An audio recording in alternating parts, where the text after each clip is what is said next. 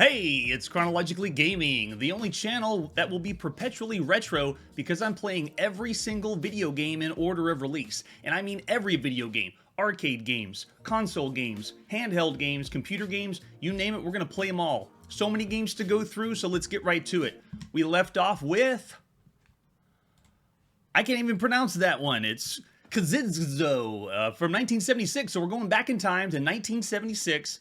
This is the last game we left off. This is Ckidzo. So let's pretend it's 1976 and you're in the arcade. Hey man, you want to go play on the Pong game over there? No, let's play on the obscure Russian game in the corner, Ckidzo. I don't even know how to pronounce this one. But let's check out some of the artwork. So this is 1976. Cocktail table cabinet from Meadows, and cocktail table just meant that they put drinks on the top, used in bars, and the game was played face down. Love the artwork. It screams the 70s. They did a great job with the colors there. And then back of the artwork has more, back of the advertisement flyer has some info for us on what the game is about.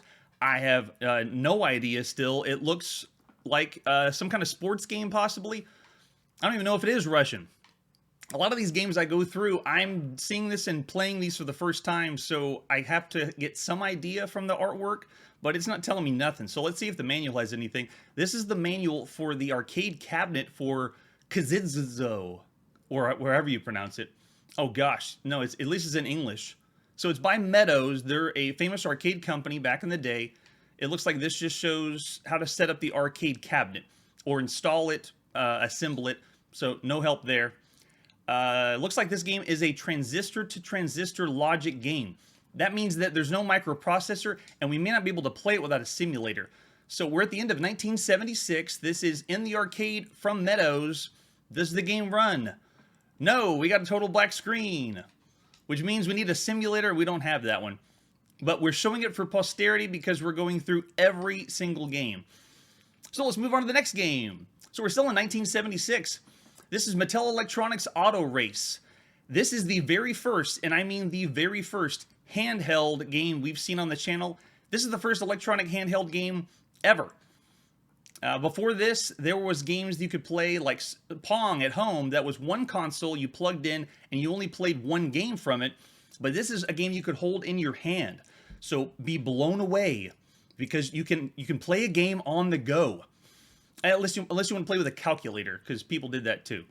But this is a Mattel Electronics, more popularly known for football, but this is Auto Race.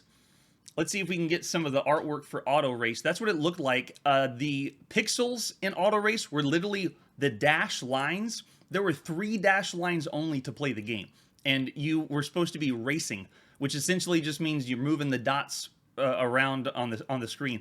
Very similar to calculator graphics. There's an example of the screenshot.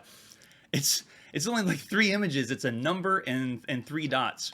This is the very first handheld game, and I don't even think we can run this one because you have to have a correct simulator.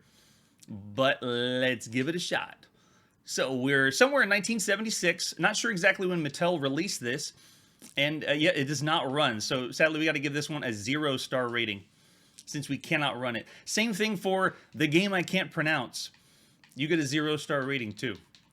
0. Just because we can't get it to run without a simulator. These games are so old, they don't even have microprocessors inside of them.